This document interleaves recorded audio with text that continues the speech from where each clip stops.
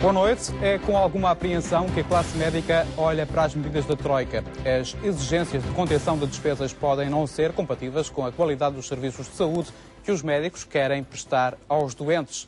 Este é o mote do programa Em Entrevista de hoje, com José Manuel Silva, bastonário da Ordem dos Médicos. Muito boa noite, Sr. Doutor. Como é que está o sistema de saúde em Portugal? Pelo último relatório da OCDE, o sistema de saúde em Portugal, atendendo a que é um dos que menos despende em termos absolutos per capita do mundo ocidental e um dos que consegue melhores resultados, é de facto um excelente sistema de saúde, com pouco desperdício, com muita qualidade e com pouca despesa. É evidente que tem espaço para melhorar e é nisso que todos estamos empenhados, mas nós devemos orgulhar-nos do nosso Sistema Nacional de Saúde. Onde é que somos bons? Somos bons em tudo, a nível da saúde. Só temos uma limitação, que é não termos a última tecnologia, a tecnologia de ponta, porque não temos capacidade para desenvolver esse tipo de investigação.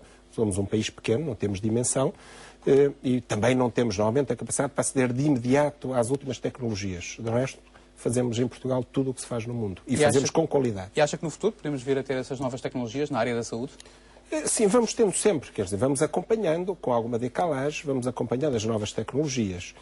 Mas aquilo que nos diferencia, por exemplo, em termos no sistema de saúde americano, sendo um país que tem uma enorme pujança na investigação científica, tem sempre a última tecnologia, mesmo que seja uma tecnologia experimental.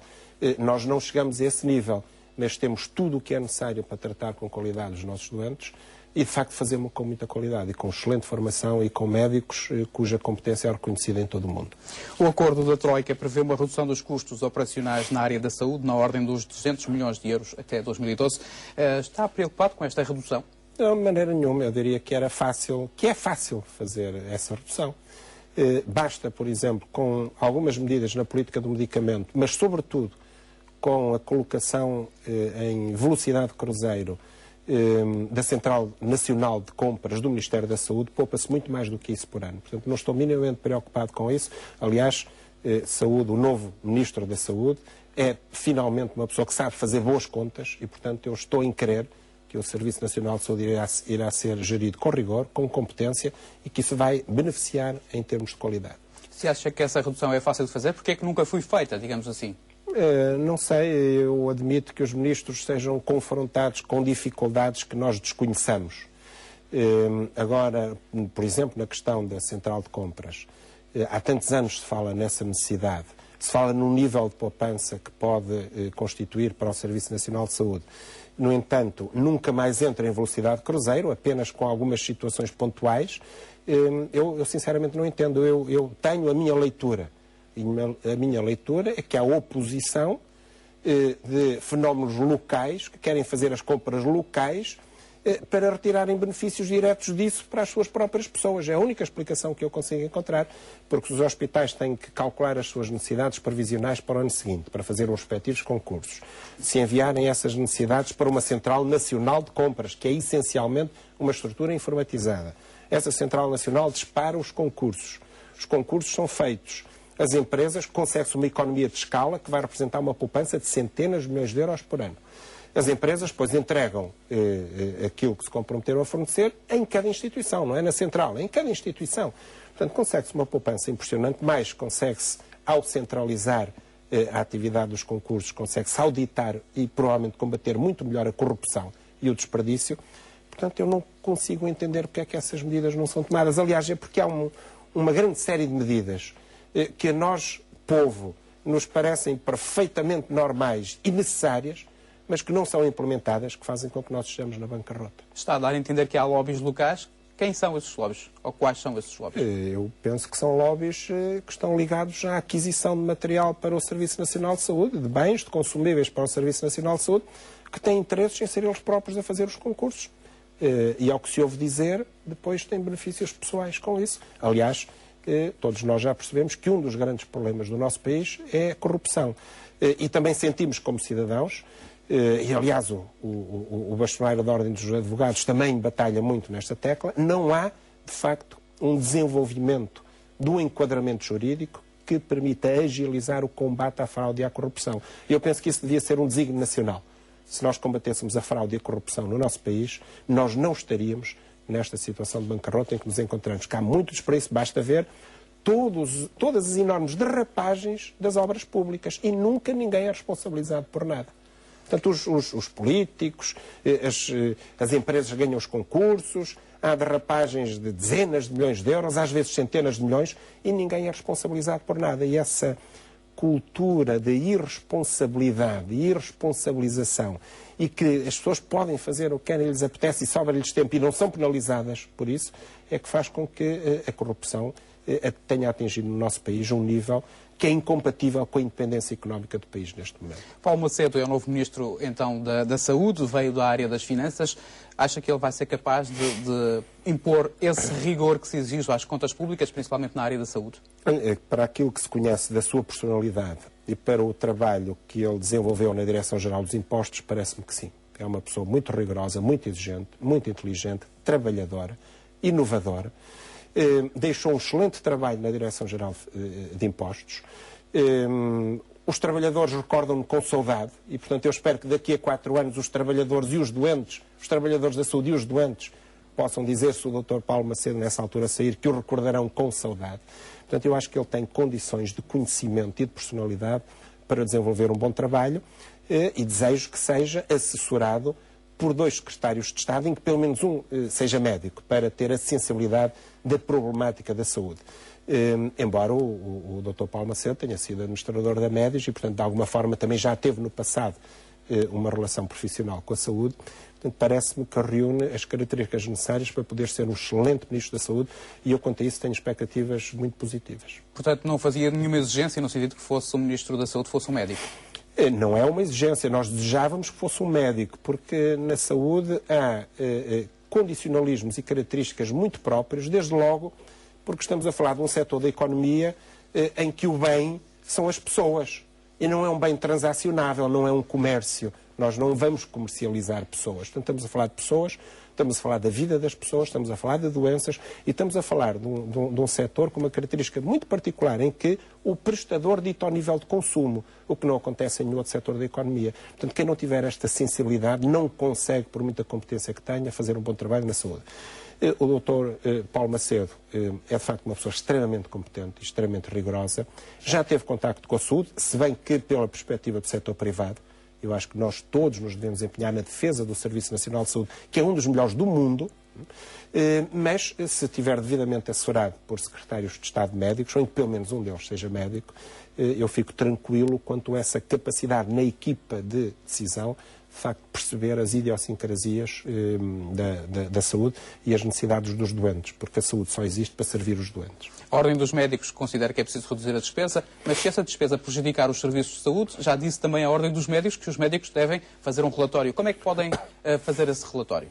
Os médicos estão no front desk da saúde, lidam diretamente com os doentes, diariamente, apercebem-se de todas as dificuldades do sistema, nomeadamente porque são eles que depois vão usar a maioria do material, seja cirúrgico, não cirúrgico, de todos os níveis que é utilizado com os doentes, e, portanto, sabem o que está mal, sabem o que falta, sabem qual é o estado da arte da medicina, portanto, sabem o que é que em cada momento poderia ser disponibilizado aos doentes para os tratar de acordo com os conhecimentos mais recentes da área médica e, portanto, estão em condições para, em qualquer altura em que esses circunstancialismos sejam postos em causa, comunicar à Ordem dos Médicos, dizer, olha, falta isto, falta aquilo, está esta situação em causa, não temos condições de trabalho, estes doentes precisam de outro tipo de tecnologia, de outro tipo de recursos, que neste momento não dispomos, e comunicando à Ordem dos Médicos, a Ordem dos Médicos pode naturalmente, pelas vias competentes, pelo exercício de uma magistratura de influência e, em caso de necessidade, pela denúncia pública das situações,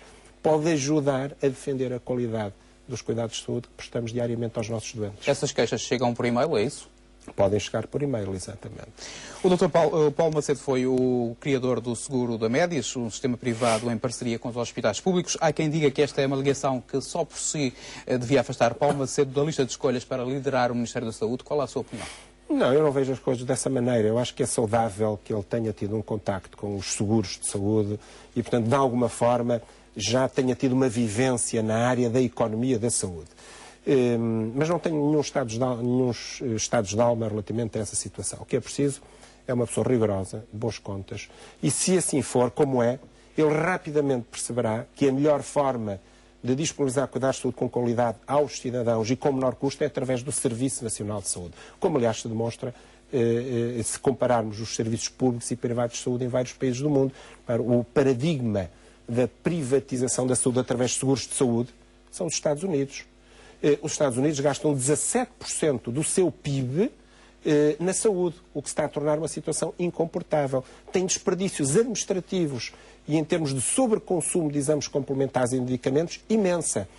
E, no entanto, 50 milhões de americanos não têm acesso a cuidados de saúde, tanto que atualmente os Estados Unidos, com a reforma de Barack Obama, está a procurar seguir um caminho no sentido de criar uma espécie de Serviço Nacional de Saúde. Porquê? Porque o sistema baseado em seguros falhou na prestação generalizada de cuidados de saúde à população. Quem tem dinheiro tem os melhores cuidados de saúde. Quem não tem dinheiro acaba na miséria e não tem acesso a cuidados de saúde. E isso é um risco que Portugal pode correr no futuro, com esta crise? Eu acho que Portugal nem tem condições para isso. Nós somos um país pobre, não há condições para termos verdadeiros seguros de saúde. Os seguros de saúde, por um estudo feito pela DECO há poucos anos, são todos maus e caros. Maus no sentido que limitados. Porquê? Porque a generalidade dos cidadãos portugueses não tem a capacidade de pagar um seguro de saúde por um valor que lhe dê uma qualidade suficiente para, de facto, lhe prestar todos os cuidados que necessita. O que é que nós assistimos? São múltiplas cláusulas limitadoras e a possibilidade da seguradora, ano a ano, suspender o seguro unilateralmente. E quando se gasta o plafond do seguro, o doente é empurrado, digamos que é despejado novamente no Serviço Nacional de Saúde. E ai dos doentes se não fosse o Serviço Nacional de Saúde. Portanto, há espaço para o setor privado, há espaço para o setor público. Agora, a única forma do Estado de garantir, de facto, cuidados de qualidade ao menor custo é através do Serviço Nacional de Saúde, e se não tenhamos quaisquer dúvidas, eu estou disponível para debater esta questão com qualquer pessoa. Sr. Bastonário, quais são as propostas da Ordem dos Médicos para estes tempos de crise? Olha, rigor, muita competência. Há um dos aspectos que é pouco focado nas propostas da Troika para a saúde, que é o facto da necessidade, da exigência das nomeações para os cargos de administração da saúde serem por mérito e não por cartão político. Portugal não vai ter uma segunda oportunidade. Ou nós conseguimos, neste momento, equilibrar as nossas finanças e temos que nos convencer que só é possível fazer-se com muito sacrifício, com muita competência, com muito trabalho, com muito esforço. Nós temos, os portugueses, esta geração de portugueses, porque os nossos pais e avós não foi assim. Foram pessoas que se sacrificaram, que se dedicaram ao trabalho para permitir que a geração seguinte tivesse uma melhor qualidade de vida. E esta geração, o que fez foi o contrário dos nossos pais e avós. Em vez de deixar aos nossos filhos e aos nossos netos capacidade para poderem ter uma vida melhor que a nossa, não vai acontecer o contrário. Nós estamos a deixar aos nossos filhos e aos nossos netos, e se calhar aos nossos bisnetos, uma dívida pública monstruosa que eles não vão ser capazes de pagar. Estamos-lhes a deixar piores condições de vida do que aquelas que nós temos atualmente. Portanto, os portugueses têm que se convencer que chegou a altura de terem mais deveres do que direitos, de terem de trabalhar e de sacrificar pelo bem comum para retirar o país da bancarrota, porque senão nós acabamos numa situação pior, se calhar, do que a Grécia. Chegou a altura do trabalho esse, que tem que ser igual para todos, tem que ser equitativamente proporcional. Nós não podemos continuar a assistir a uma situação em que só alguns é que pagam a crise. A crise tem que ser paga por todos. Todos têm que fazer um esforço nesse sentido. E daí que algumas mordomias que existem, por exemplo, no setor público, nomeadamente na cadeia hierárquica, no topo, nomeadamente na classe política, tenham de facto de ser postas em causa, porque eles vão ter que ser os primeiros a dar o exemplo. É uma crítica que faz a todo o país? A todo o país. Os nossos governantes têm que dar o exemplo da contenção, do esforço e do sacrifício. Não podemos continuar a assistir a festas de inauguração que custam dezenas de milhares de euros num país que está em bancarrota. Temos de ser muito mais comedidos e muito mais pragmáticos e muito mais rigorosos na administração dos bens públicos. Dr. João Manuel Silva, Portugal aposta cada vez mais na contratação de médicos estrangeiros, muitos são extracomunitários. A profissão de médico é uma profissão naturalmente que tem prestígio. Como é que explica que Portugal continua com falta de médicos? Portugal não tem falta de médicos. Se analisar as estatísticas, Portugal até tem mais médicos que a média europeia. Médicos estrangeiros? Portugal tem um problema de organização do nosso Serviço Nacional de Saúde. Tem sobreoferta que não está a ser devidamente utilizada. Tem sobreoferta privada também, o que gera, em alguns setores, um sobreconsumo de recursos de saúde, o que aumenta a despesa. mas temos um número de médicos suficiente para o país. Temos má organização e temos alguma falta pontual em algumas especialidades. Por exemplo, está-se a referir eventualmente nesta questão à importação de médicos da América Latina, nomeadamente para trabalhar nos centros de saúde. Nós temos soluções em Portugal. Aliás, eu escrevi um artigo que estou à espera que saia na Comunicação Social, intitulado Médicos Indiferenciados, nem portugueses nem colombianos. Porquê? Porque o nosso problema da Ordem dos Médicos e dos Médicos não é nada contra os médicos estrangeiros. 10% dos médicos que trabalham em Portugal são estrangeiros. E estão perfeitamente integrados no sistema, estão inscritos na Ordem dos Médicos, são pares iguais aos outros pares. Portanto, trabalham connosco sem qualquer tipo de problema. A grande questão que está aqui é importarem-se proativamente médicos sem uma especialidade para trabalhar nos centros de saúde, onde aos portugueses se exige bem uma especialidade de medicina geral familiar de 5 anos. Porquê? Porque nos centros de saúde desempenham-se múltiplas funções que exigem uma diferenciação e um período mais prolongado de formação para que sejam exercidas com competência e para que os cidadãos tenham nos centros de saúde os médicos mais qualificados para responder às suas necessidades. Ora, nós estamos a substituir esses médicos por médicos sem essa especialidade. Portanto, não estamos a fornecer o mesmo serviço. E temos soluções em Portugal para comatar essa falha. Eu vou-lhe dar um exemplo muito concreto. Os médicos portugueses, até há poucos anos, reformavam-se aos 70 anos e saíam com tristeza do Serviço Nacional de Saúde porque gostam e gostavam da sua profissão. Neste momento estão a sair por volta dos 60 anos, reformando-se precocemente, com penalizações das suas reformas, porque se continuarem a trabalhar mais anos, por força das alterações sucessivas do cálculo, da forma do cálculo da reforma, saem com reformas mais baixas. Ou seja, os médicos, como outros funcionários públicos, se continuarem a trabalhar mais anos, são penalizados na sua reforma. Portanto, os médicos são obrigados a sair mais cedo para garantir a sua reforma. Mas, se são necessários ao Serviço Nacional de Saúde, o Estado devia criar um sistema para voltar a atrair esses médicos para trabalhar no Serviço Nacional de Saúde. E bastava dar-lhes uma gratificação minimamente condigna para conseguir esse objetivo. Repare, reformaram centenas de médicos de família nos últimos anos, nos anos mais recentes. Paga-se aos colombianos 2.800 euros por mês. Médicos indiferenciados. Se o Estado oferecer aos médicos reformados, eu vou-lhe dizer, olha, 1.500 euros por mês, eles voltam ao sistema. O Estado poupa mais de 1.000 euros por cada médico e tem um serviço de melhor qualidade, por médicos no topo da carreira e da experiência, sem barreiras culturais e linguísticas. Portanto, tem mais qualidade por menor preço. Importou agora isso que vai dizer ao Ministro? É isso que vou dizer ao Ministro e ele percebe de contas. Ele conseguia com médicos portugueses reformados, mas precocemente reformados, de 60 anos, portanto, na força da vida, desempenhar as mesmas funções com mais qualidade e por menos dinheiro. O Estado importou agora cerca de 100 médicos da América Latina, poupava cerca de 130 mil euros por mês se estimulasse os reformados a voltar ao sistema. Eram cerca de 2 milhões de euros por ano e com mais qualidade. Portanto, não se compreende que tenha havido esta opção, porque é a pior opção para as finanças do país, é a pior opção para os doentes, contém em Portugal mão de obra qualificada. Doutor, ao dizer com mais qualidade, está a dizer que os médicos põem em risco a saúde pública, os médicos estrangeiros? Não, não estou a dizer que ponham em risco a saúde pública. Estou a dizer que desempenham as funções que vão desempenhar nos centros de saúde com menor qualidade do que os portugueses.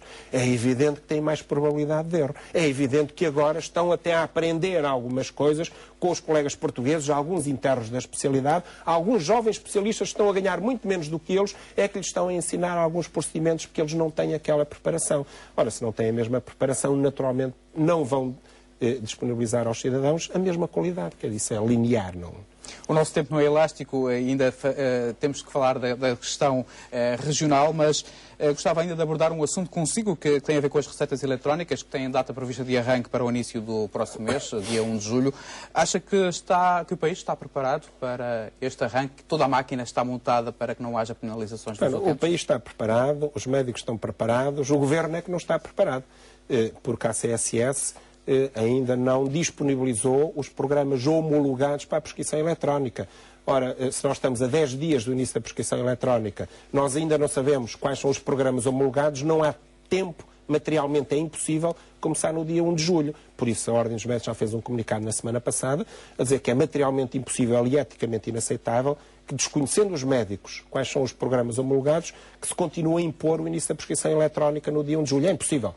E, portanto, eu penso que até lá vai haver uma portaria de dilatação desse prazo por força do próprio Governo não ter sido capaz de implementar essa medida. Eu lembro apenas para os nossos telespectadores que estamos, por força da agenda, a gravar este programa no dia 20 de junho, portanto, faltam poucos dias então para entrar em vigor essa lei. Quanto ao Serviço Regional de Saúde, o Sr. Bastonário tomou posse na Ordem dos Médicos há bem pouco tempo, há poucos meses. Que avaliação faz do serviço, pelo que já viu?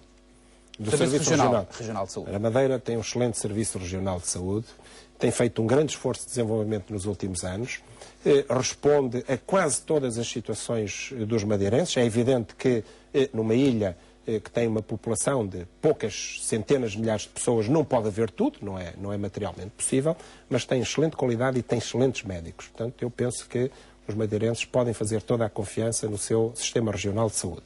E acha que o Hospital do Funchal devia ser mais avaliado por uma entidade externa? Todos os hospitais deviam ser mais avaliados por entidades externas. É saudável quando isso acontece. Essas avaliações não devem ser feitas com um intuito castigador, mas sim com objetivos pedagógicos, para se detectar o que está mal e melhorar. É assim que se melhora a qualidade da prestação de serviço de qualquer organização. Portanto, as auditorias externas são sempre bem-vindas e não devem ser receadas por ninguém, porque permitem-nos melhorar e às vezes apercebermos coisas que não funcionam bem e que nós não nos tínhamos apercebido. Foi isso que aconteceu no Serviço de Ortopedia, com a inspeção feita pela Inspeção-Geral das Atividades em Saúde? Em boa hora foi feita essa inspeção, que, como eu disse, seria até desejável que fosse estendida a outros setores do hospital, como noutros hospitais do país, mas a IGAS não detectou nada que não fosse conhecido.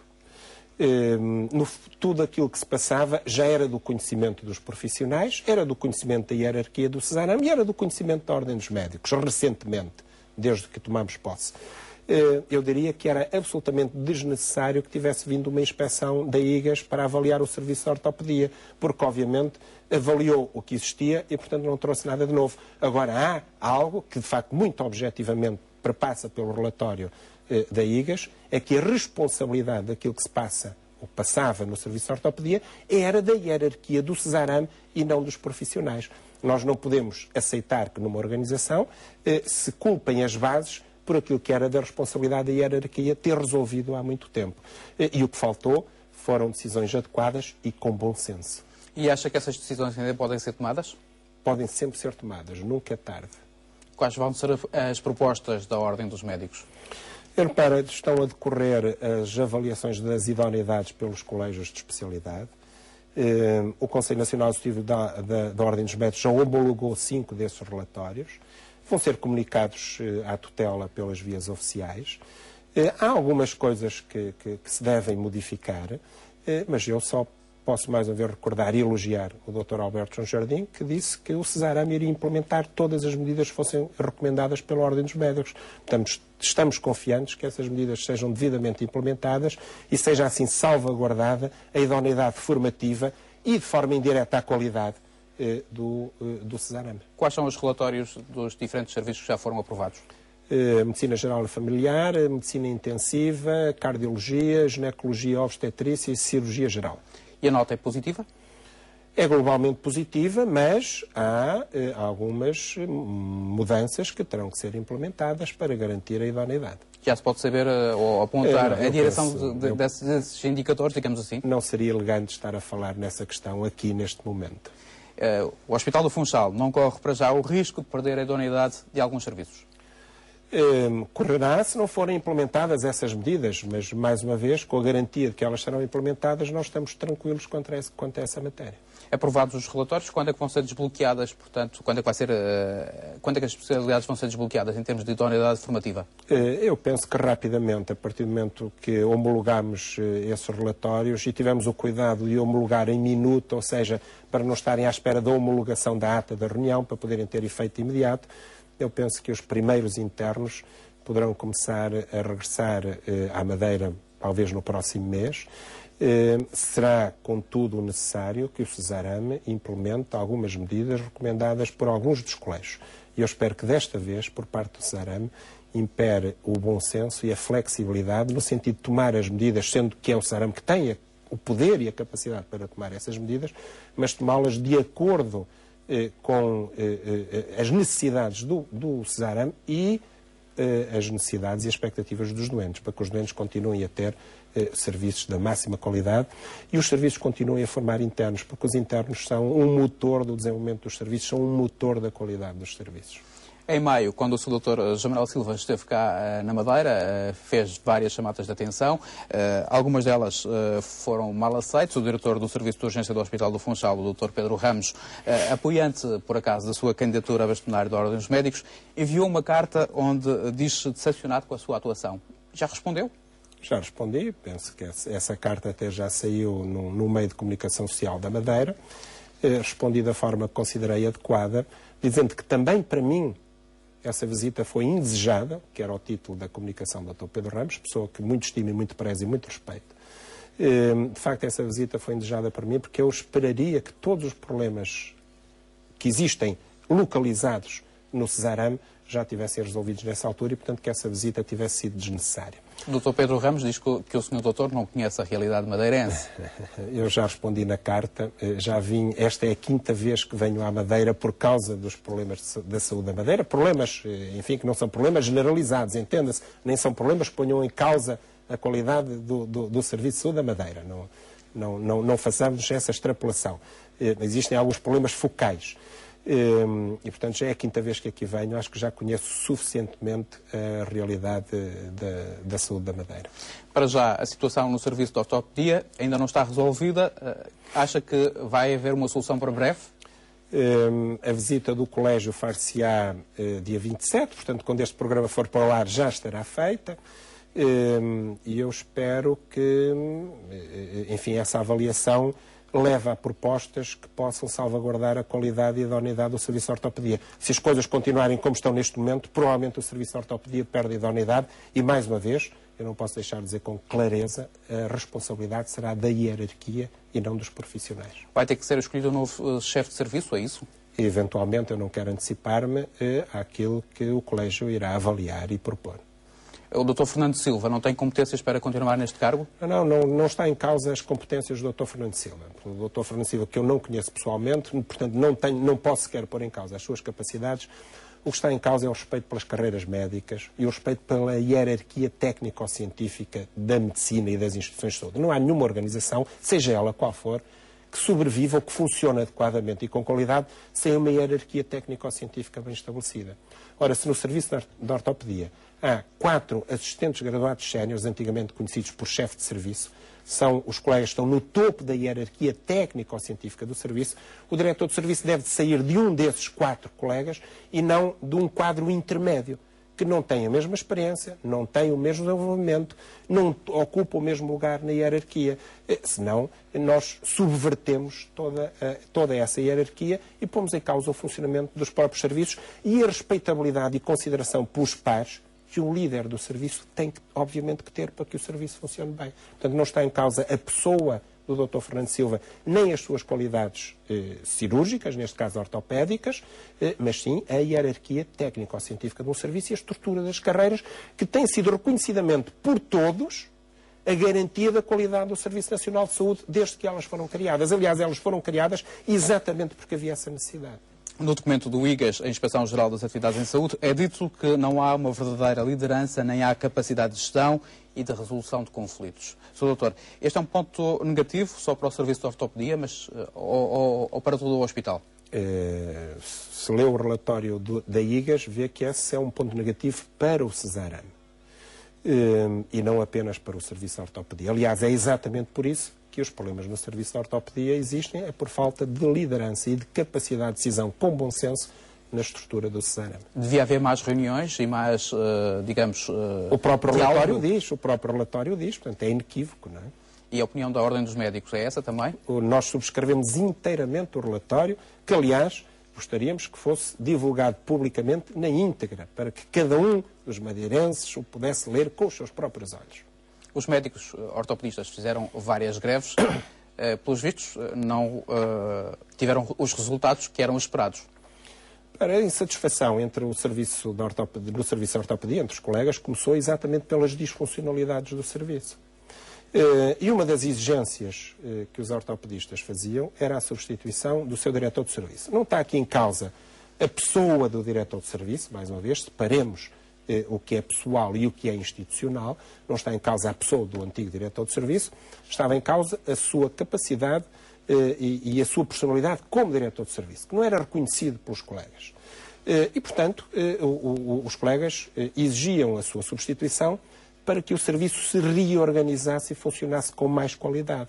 Infelizmente, e de uma forma inesperadamente obstinada, o Cesarame não quis fazer essa substituição quando era possível tê-lo feito atempadamente, discretamente e pacificando toda a situação do serviço e beneficiando reflexamente todo o hospital. Foi obrigado a fazê-lo em face do relatório da IGAS. Ora, o relatório da IGAS não trouxe nada de novo. Toda a gente sabia o que se passava. Porque é que o Cesarame insistiu na confiança num diretor de serviço que depois teve que substituir só por força de um relatório feito por 2 inspectores que vieram no continente. Está a ser prepotente, digamos assim? Está a ser obstinado. Sr. Doutor, uma última questão. Na área da política dos medicamentos, a Madeira levou em frente o decreto-lei que permite às farmácias a substituição de medicamentos por genéricos. A Ordem, por vezes, tem levantado algumas questões. Vai continuar a batalhar para que haja maior transparência nesta política de medicamento? Vamos, repare, porque é que nós somos contra a prescrição por DCI, tal como existe neste momento na Madeira e tal como era proposta no continente? Primeiro, nós já temos prescrição por DCI. Os médicos já prescrevem por DCI quando há genéricos. Já existe legislação. O que estava em causa era a substituição de um genérico por outro genérico. Ora, a substituição entre genéricos é prejudicial para os doentes. O argumento é o custo. Mas nós, a Ordem dos Médicos, fizemos uma proposta para que todos os genéricos do mesmo princípio ativo fossem marcados pelo preço mais baixo e que esse preço pudesse até ser reduzido. Isto permitiria poupar ao Governo do continente cerca de 70 milhões de euros por ano. Portanto, induziria uma grande poupança e ultrapassaria o único argumento que existe para substituir um genérico por outro genérico. Não faz sentido nenhum, é prejudicial para os doentes, porque não há biodisponibilidade entre alguns genéricos, porque os doentes fazem confusão, porque nós temos dezenas de marcas e de caixas com aspecto diferente entre as diferentes marcas do mesmo princípio ativo. Temos doentes que tomam 2 e 3 caixas, 2 e 3 marcas do mesmo princípio ativo, acabando depois, por vezes, nas urgências com efeitos secundários. Portanto, nós queremos que, uma vez prescrito um genérico e o doente estabilizado com esse genérico, tem excipientes diferentes, tem impurezas diferentes, tem métodos de fabrico diferentes e tem efeitos diferentes em termos de outros efeitos adversos e mesmo em termos de efeitos clínicos, nós queremos é que o doente, uma vez estabilizado, não lhe andem a mudar sucessivamente o genérico apenas por intuitos comerciais ou por objetivos comerciais. Portanto, nós apresentamos propostas e até apresentamos uma proposta que vai mais longe do que a Troika. A Troika propõe que, ao contrário do que existe atualmente, que os novos genéricos dos novos medicamentos que perdem a patente sejam 35% mais baratos. A Troika propõe que sejam 40%. Nós dizemos que há espaço para serem 50% ou 60% mais baratos, com grandes benefícios para o doente e para o Estado, porque os novos medicamentos têm preços inflacionados muito acima do seu custo de fabrico, inflacionados por força dos genéricos. Enfim, é uma espiral de subida de preços que os genéricos vieram induzir. Portanto, pode haver também mais poupanças por aí. Nós queremos colaborar numa boa e rigorosa gestão do Serviço Nacional de Saúde, mas na preservação da qualidade da medicina portuguesa em benefício dos nossos doentes. Sr. Bastonário da Ordem dos Médicos, muito obrigado por ter vindo ao programa em entrevista. Muito obrigado. Ponto final neste programa, que fica também disponível no sítio da RTP na internet. Boa noite.